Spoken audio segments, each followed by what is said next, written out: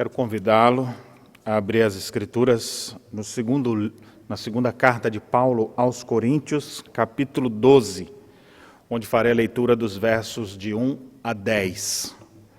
2 Coríntios, capítulo 12, de 1 a 10, a palavra de Deus diz assim: Se é necessário que me glorie, ainda que não convém, passarei as visões e revelações do Senhor. Conheço um homem em Cristo que há 14 anos foi arrebatado até o terceiro céu. Se no corpo ou fora do corpo, não sei, Deus o sabe.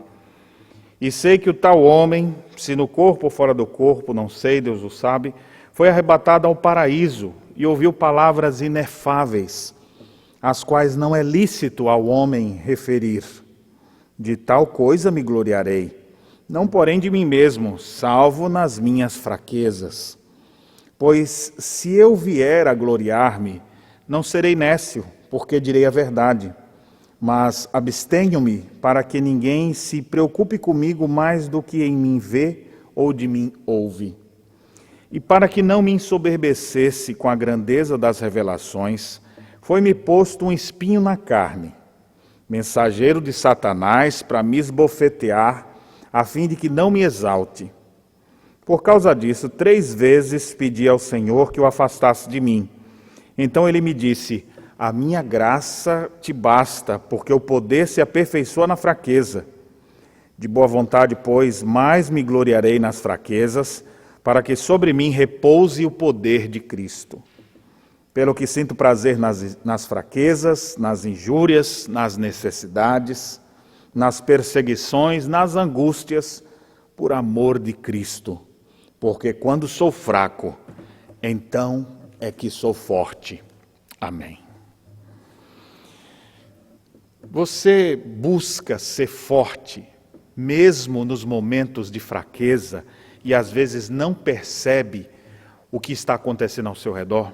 Você luta para encontrar paz, mesmo nos momentos difíceis que você enfrenta? Você procura ter um coração preenchido, mas no fundo parece que ele ainda está vazio, precisando de alguma coisa? Você luta quase que sem forças para ter uma família melhor, mais ajustada? Você luta se sentindo a pessoa mais fraca de todas, querendo muitas vezes superar as deficiências físicas que você tem? Se você tem vivido momentos assim, eu gostaria de lhe falar sobre a força que nós podemos encontrar em meio às fraquezas, em meio às adversidades. O apóstolo Paulo chegou a afirmar: quando eu sou fraco, então é que sou forte. Como é que eu posso encontrar essa força em meio à fraqueza? Eu quero dizer que isso é possível sim. Antes de falar de Bíblia, deixa eu só te dizer, existem muitas histórias de superação, de pessoas que, quando você achava que elas iam morrer, que elas iam perecer, que nada ia acontecer com elas, elas encontraram força para um pouco mais.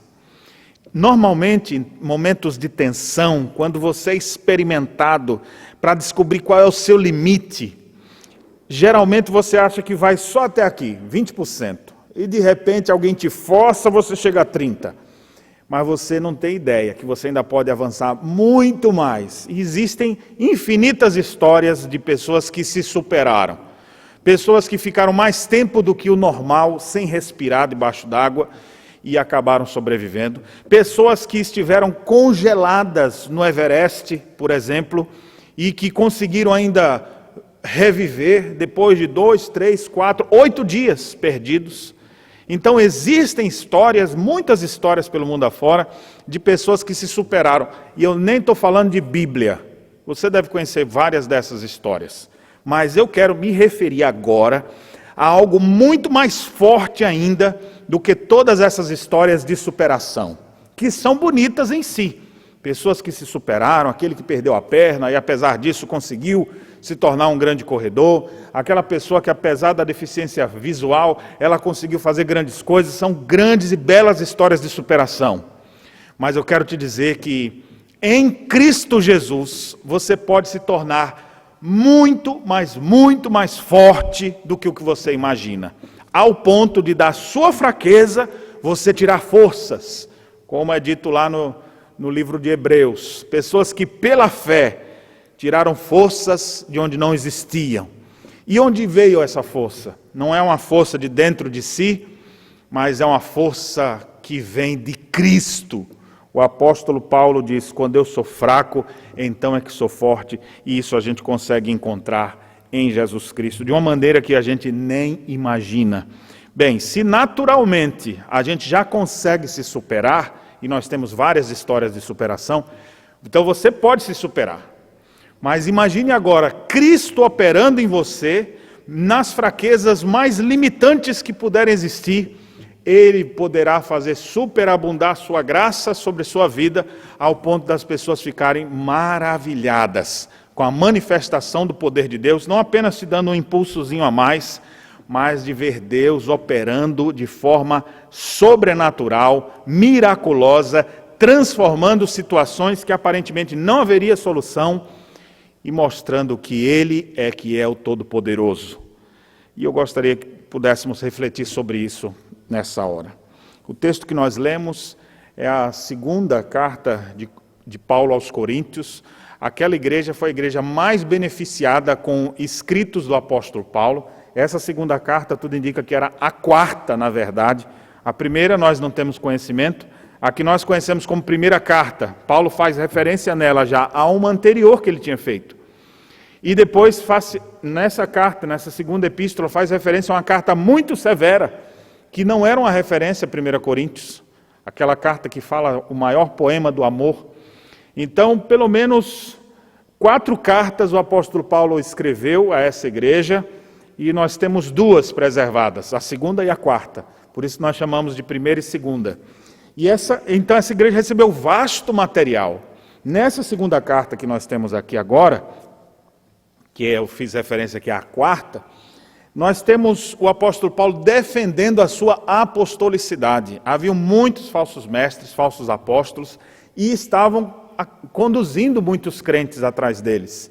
E o apóstolo Paulo, então, defende a sua apostolicidade, ele fala e combate esses falsos mestres que existiam nos seus dias, e como seus argumentos finais, o apóstolo Paulo faz algo aqui que ele não costuma fazer, que é contar um pouco da sua experiência pessoal.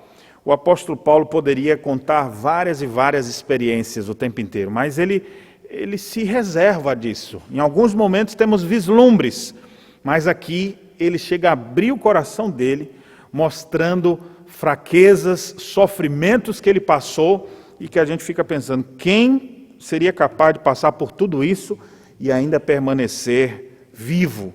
Então, só para você ver o contexto anterior do capítulo 12, ele começa a se comparar a Cristo. Ele já havia dito anteriormente, sejam meus imitadores como eu sou de Cristo. Ele fala desses outros falsos mestres e depois começa a dizer o que ele vinha passando. E a partir do verso 23, ele diz, são ministros de Cristo? Eu ainda mais. Em trabalhos muito mais, ou seja, Paulo trabalhou muito mais do que todos esses outros, muito mais cadeias e prisões ele passou, açoites sem medida, perigos de morte, muitas vezes. Verso 24. 5 vezes recebi dos judeus uma quarentena de açoites menos um. Você sabe o que é ser fustigado com varas pelos judeus ali? Pois bem, ele recebeu 5 quarentenas dessa. O texto diz que ele foi fustigado 3 vezes com varas, fora aquelas 5 dos judeus. Uma vez foi apedrejado. Naufrágio, ele sofreu 3. Uma noite passou na voragem do mar. Você sabe o que é uma pessoa ficar como náufrago, ali agarrado num pedaço de madeira, na voragem do mar? Assim o apóstolo Paulo ficou. Verso 26, em jornadas muitas vezes, em perigos de rios, em perigos de salteadores, em perigos entre patrícios, em perigos entre gentios, ou seja, muitos momentos difíceis. Ele passou perigos na cidade, perigos no deserto, perigos no mar, perigos entre falsos irmãos. E ele diz mais, em trabalhos, em fadigas, em vigílias, em fome, em sede, jejuns, em frio e nudez. Aí ele para de citar essas coisas e diz, além dessas coisas exteriores, ou seja, isso não causava tanta dor no apóstolo Paulo, causava dores físicas, ser apedrejado, ser fustigado, estar no frio. Mas ele diz, o que pesa sobre mim diariamente é a preocupação com todas as igrejas. Quem enfraquece que eu também não me enfraqueça? Quem se escandaliza que eu não me inflame? Então Paulo vem contando todas essas coisas. Ele chega ao momento, então, no capítulo 12, de dizer: se é necessário que me glorie, ainda que não me convém, passarei as visões e revelações do Senhor. E ele começa a citar uma experiência que ele teve, Deus que o usou como um servo de Deus, que foi usado inspiradamente por Deus para escrever tantas coisas. Deus se revelou a ele, e por isso nós temos todo esse material escrito pelo apóstolo Paulo. Ele cita que uma das vezes que Deus se revelou a ele teve visões que não deveria nem contar para ninguém. Então, com muita dificuldade de contar a sua própria experiência, o apóstolo Paulo diz assim: eu conheço um homem, não sei se foi no corpo, fora do corpo, Deus é que sabe, e esse homem, ele está falando dele mesmo, mas ele fica constrangido de falar de si. Uma pausa aqui, eu fico pensando nos pregadores de hoje em dia, em alguns que se até autoproclamam apóstolos. Se eles tivessem vivido a experiência do apóstolo Paulo, se eles não queriam contar isso para todo mundo, gente, exclusividade, vou contar para vocês o que Deus me revelou. E eles vêm contando. O apóstolo Paulo não tem nem coragem de falar dele. E ele diz: eu conheço um homem, não sei se esse homem foi no corpo ou fora do corpo, mas eu não sei como é que se deu bem aquilo ali, eu não tenho como explicar direito, mas Deus se revelou a ele de maneira sobrenatural. E aí ele diz no verso 4, ele foi arrebatado ao paraíso e ouviu palavras inefáveis, as quais não é lícito ao homem referir. Ou seja, olha a superioridade do apóstolo Paulo em relação aos outros. Paulo estava sem querer contar isso, porque fica parecendo soberba, ele não queria falar dessas coisas, mas defendendo a sua apostolicidade, ele acabou contando esse episódio de sua vida. De tal coisa me gloriarei. Por que ele fala de se gloriar aqui? O texto de Jeremias 9, ele vai citar mais adiante, inclusive nós lemos durante o culto hoje, a palavra de Deus já dizia que aquele que se glorie-se em conhecer ao Senhor. E Paulo está dizendo: rapaz, eu conheço de maneiras que nenhum de vocês conhece, porque ele chegou a ser arrebatado, o texto diz, ao paraíso, e ouvir palavras inefáveis, que não deveriam ser contadas a ninguém. E isso era uma história antiga, o texto diz que já havia, verso 2, já havia acontecido há 14 anos, que ele tinha sido arrebatado ao terceiro céu. Então o apóstolo Paulo, que teve essas experiências, ele diz: de tal coisa vou me gloriar. Alguém pode se gloriar, ou seja, de conhecer ao Senhor. Mas mesmo assim ele diz: não porém de mim mesmo, salvo nas minhas fraquezas. E ele, ao invés de contar vantagem, mais adiante ele vai falar de suas fraquezas. Pois se eu vier a gloriar-me, não serei nécio, pois direi a verdade. Ou seja, ele não ia inventar a história. Mas abstenho-me para que ninguém se preocupe comigo mais do que em mim vê ou em mim ouve. O apóstolo Paulo não queria chamar os holofotes para cima dele, não queria que as pessoas se preocupassem com ele. Tu fez isso, tu é aquilo, e arrastar um monte de gente atrás dele. Ele queria que as pessoas fossem atrás de Cristo, e ele não queria chamar atenção para ele mesmo. Então ele teve esse episódio, dessa visão gloriosa, mas olha o que ele chega a dizer a partir do verso 7 agora. E para que não me ensoberbecesse com a grandeza das revelações, observe aqui, o servo de Deus, a gente olha para Paulo e fala: esse homem não tinha pecado não, um homem desse é um homem muito crente. Paulo diz que ele era tentado a ser soberbo. Ele está abrindo o coração dele aqui, para que eu não me ensoberbecesse com uma história dessa. Imagine quem já teve uma experiência como essa, ninguém. Então, ao contar isso, ele podia se ensoberbecer, e ele então diz: para que eu não me ensoberbecesse com a grandeza das revelações, foi-me posto um espinho na carne. Ele faz referência a algo que foi colocado nele, ele não foi atrás, foi colocado nele. Quem o colocou foi o próprio Deus. Deus colocou nele um espinho na carne. É muito interessante que algumas pessoas querem entender o que era esse espinho na carne do apóstolo Paulo.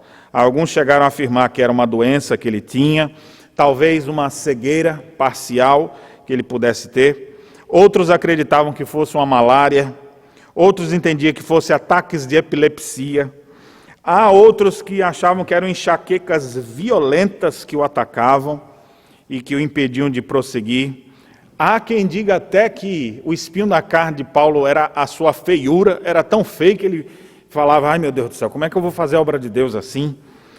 Tem aqueles que dizem que Paulo era gago, outros teólogos acham que o espinho na carne eram perseguições e angústias, e até quem diga que devia ser uma mulher que vivia tentando o apóstolo Paulo, já que ele não era casado. Bem, nós não sabemos ao certo o que era esse espinho na carne. Ao que tudo indica, pelos muitos sofrimentos do apóstolo Paulo, podemos até nos aproximar mais da ideia de que pudessem ser as perseguições e angústias que os judeus lhe traziam. Ou seja, toda vez que Paulo ia pregar, vinha alguém para lhe apedrejar, para botar ele para correr, para mandar ele preso. Ou seja, isso era algo que trazia grandes sofrimentos. Mas não sabemos ao certo.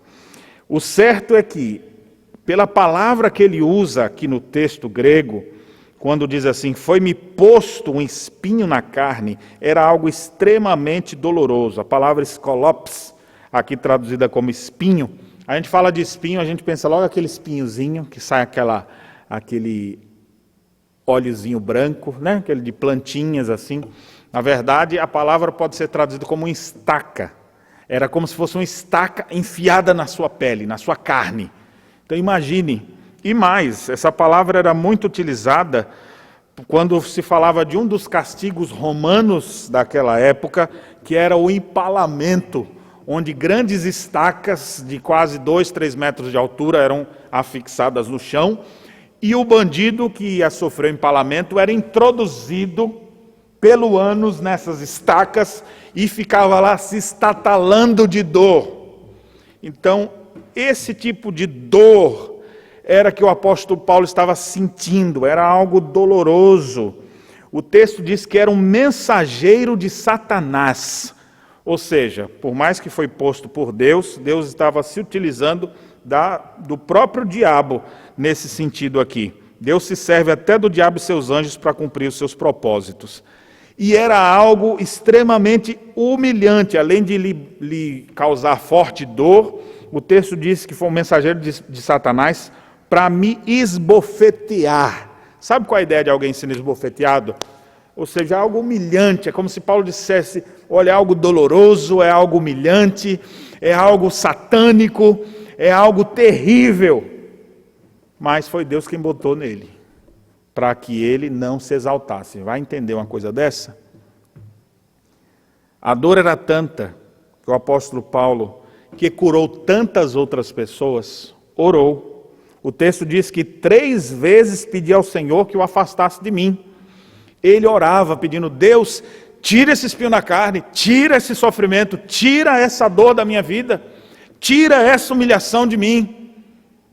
E o que é interessante, o apóstolo Paulo, que algumas vezes curou até mandando lenços e partes do seu corpo, de seu vestuário, e colocava sobre enfermos e endemoniados e eles eram curados, ele não pôde curar a si mesmo. Ele não pôde, em outras ocasiões, curar seus companheiros de missão. Como, por vezes, você tem citações nesse sentido, e o próprio Timóteo, que foi deixado enfermo, onde ele recomenda que ele tomasse um pouco de vinho por causa de suas constantes enfermidades.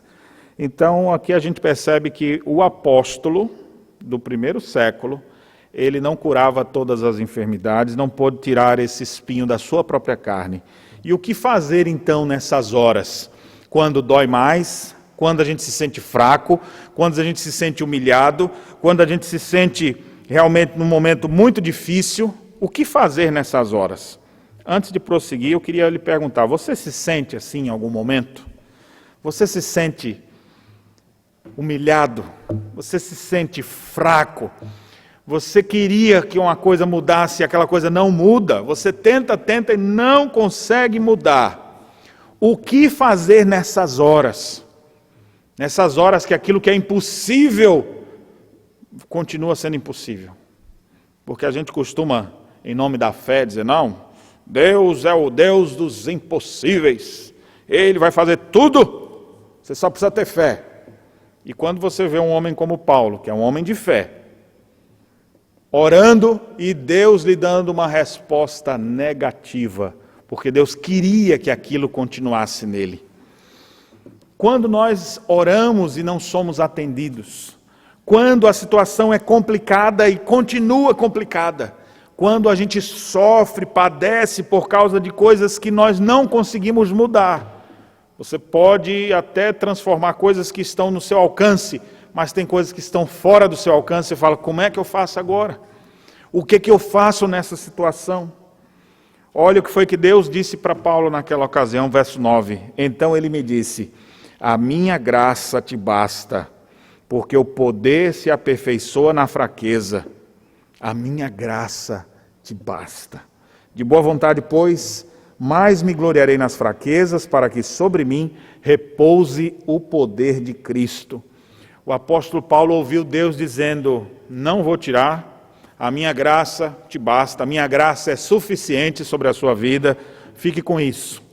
E o que o apóstolo Paulo tem que fazer numa situação dessa? Ele então diz, de boa vontade, então, vou aceitar isso. E me gloriarei nas minhas fraquezas, para que sobre mim repouse o poder de Cristo. E aí ele conclui, pelo que sinto prazer, olha só o que acontece. Eu não consigo mudar a realidade, o que Paulo faz agora? Sinto prazer nas fraquezas, nas injúrias, nas necessidades, nas perseguições, nas angústias, por amor de Cristo. Não é que Paulo gostava daquilo ali, mas por amar a Jesus, ele enfrentava essas situações, sabendo que em Cristo, quando ele era fraco, então ele era forte.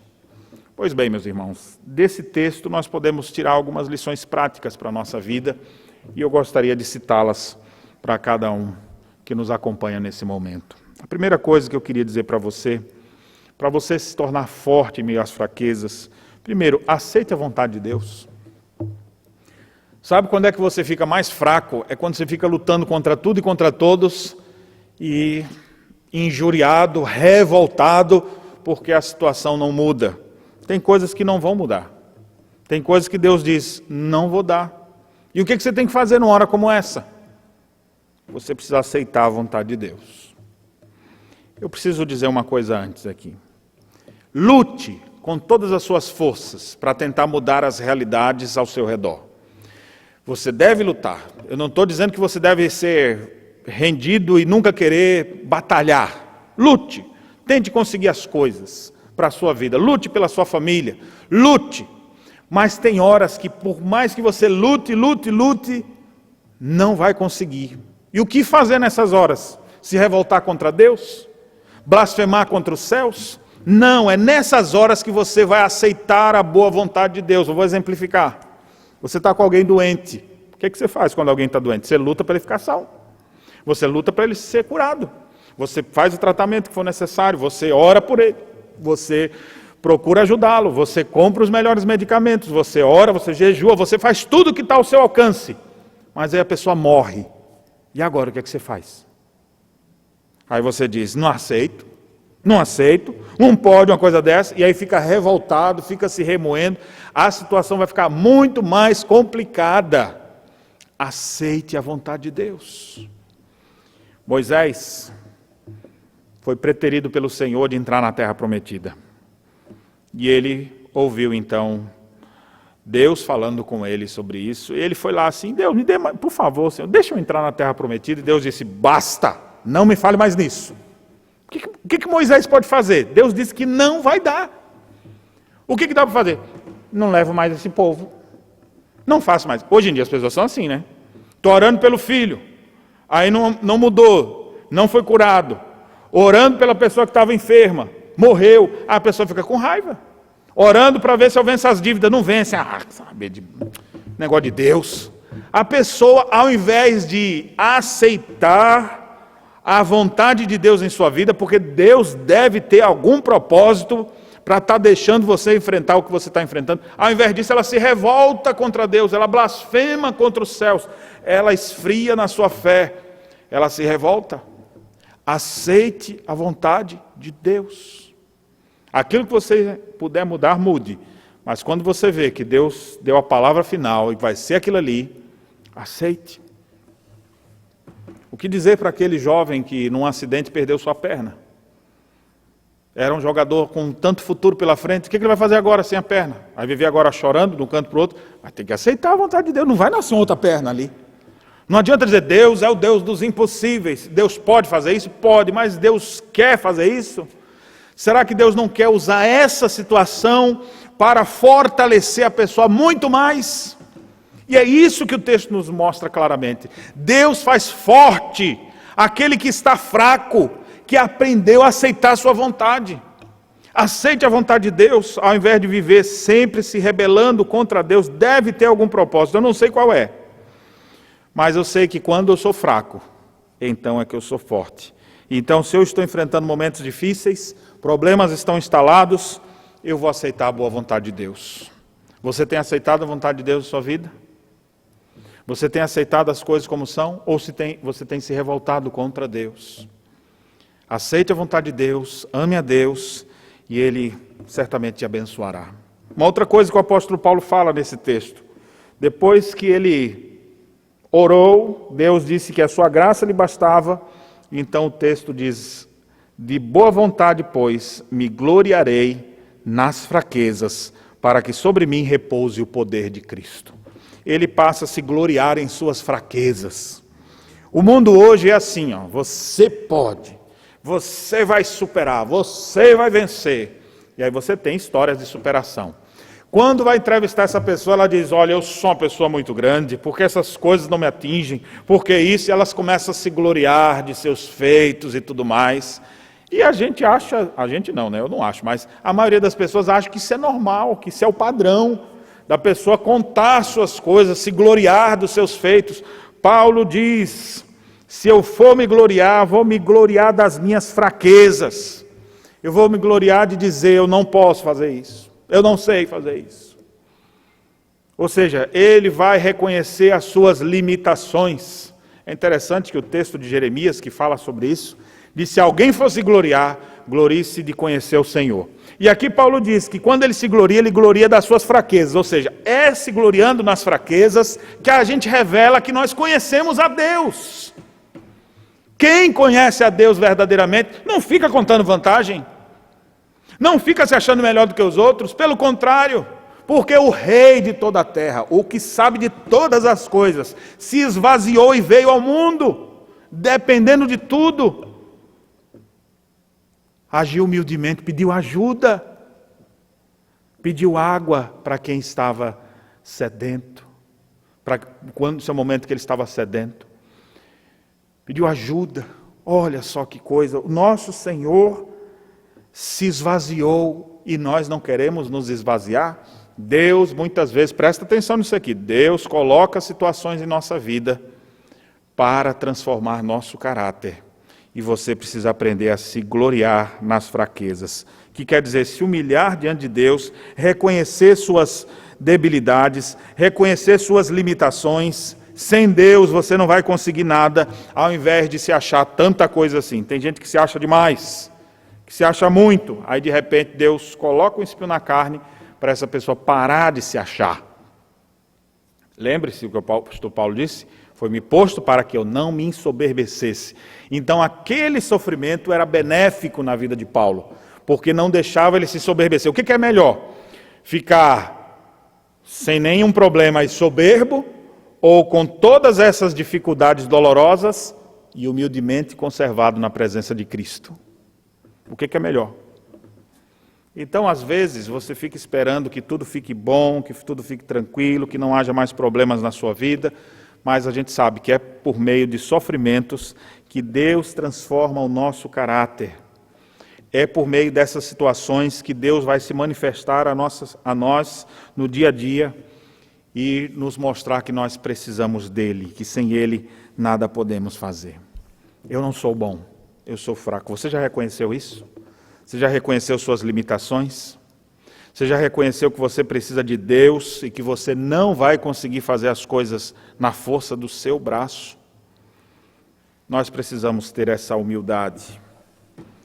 Os apóstolos, Pedro e João, tiveram um momento em que alguém apareceu diante deles pedindo dinheiro. E o que foi que eles disseram?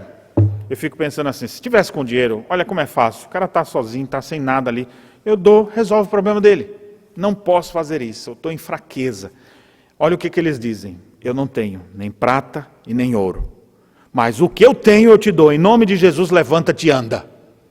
E aquele que estava coxo passou a andar. Observe a frase de Pedro e João: eu não tenho nem prata e nem ouro. Mas o que eles tinham? Eles tinham o Senhor Jesus. E o Senhor Jesus operou em meio às suas fraquezas de forma sobrenatural. Agostinho, um tempo depois, conversando com outro monge sobre a riqueza que a igreja já possuía, chegou a mostrar assim. O monge dizia para Agostinho: olha só para a igreja, não podemos mais dizer como Pedro e como João que não temos prata e ouro, porque hoje a gente tem. E Agostinho então respondeu a ele: também não podemos mais dizer levanta-te e anda. Você tem muito disso, perdeu aquilo. Agora aquele que é fraco e que reconhece suas misérias, ele tem o poder de Deus em sua vida. Para que sobre mim repouse o poder de Deus. Ele diz: vou me gloriar nas fraquezas, para que sobre mim repouse o poder de Deus. Deus eu não consigo, mas Deus fará segundo a sua vontade. E nós ficamos assim, humilhados diante de Deus. É possível que Deus esteja deixando você passar pelos problemas que você está passando hoje, para que você se humilhe mais, para que você não se ensoberbeça, para que você reconheça quem de fato Deus é. Você já tem feito isso? Será que você está suficientemente humilhado? As aflições que você passa são oportunidades que Deus está te dando para você reconhecer a sua miséria e se gloriar somente em suas fraquezas. Se gloriar em conhecer ao Senhor, que é Deus que faz misericórdia, juízo e justiça. Terceira e última lição que eu gostaria de destacar. Podemos nos tornar fortes em meio às nossas fraquezas quando nós dependemos unicamente da graça de Deus. Lembre da frase do apóstolo: a minha graça te basta. O que você faz quando Deus fala isso? A minha graça te basta. Você não reclama, você não se ensoberbece, mas você depende então só dessa graça. O apóstolo Paulo então faz as adaptações necessárias. Pelo que sentirei prazer nas fraquezas. Por quê? Porque quando eu sou fraco é que eu sou forte. Eu, quando estiver passando por injúrias, eu vou lembrar que estou passando por isso, por Cristo, e vou depender dele. Quando estiver em necessidades, eu sei que quem me supre é Ele, então vou depender dele para isso. Nas perseguições, eu sei que se Deus quiser que eu morra, eu vou morrer. Se Ele não quiser que eu morra agora, Ele vai me preservar, vou depender dele. E o apóstolo Paulo, por vezes, foi sentenciado à morte, e isso não aconteceu. Nas angústias, ele também vai depender de Deus.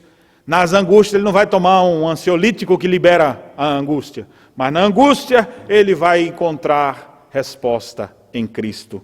Por amor de Cristo, ele vai se adaptar a essa nova realidade, dependendo unicamente do Senhor. Se o Senhor deu, o Senhor tomou, bendito seja o nome do Senhor, e eu vou ficar aqui do jeito que Deus colocar para eu ficar. Dependa unicamente da graça. A graça nos é suficiente. O salmista já dizia: a tua graça é bem melhor que a vida. Você precisa aprender a depender mais da graça. Meus irmãos, eu fico pensando, se o povo que saiu do Egito saísse de lá armado, com metralhadoras, com mísseis e com barcos especiais na frente do Mar Vermelho, como é que Deus ia fazer esse povo passar? Bem, se eles já têm tudo isso, é só luta e vão. Mas não, eles não tinham nada. E quando eles não tinham nada, mas dependiam unicamente da graça de Deus, o que é que Deus fez? Deus abriu o Mar Vermelho, Deus fez o povo passar, Deus fez o mar fechar sobre os seus inimigos, e o que é que o povo fez? Ficou olhando, estarrecido, maravilhado. Isso foi uma vez só? Nos dias de Ezequias, quando Senaqueribe circundou a cidade querendo destruir, o que é que o povo fez? O povo ficou olhando lá de cima assim. Meu Deus, não acredito. O anjo do Senhor veio e matou 185 mil assírios.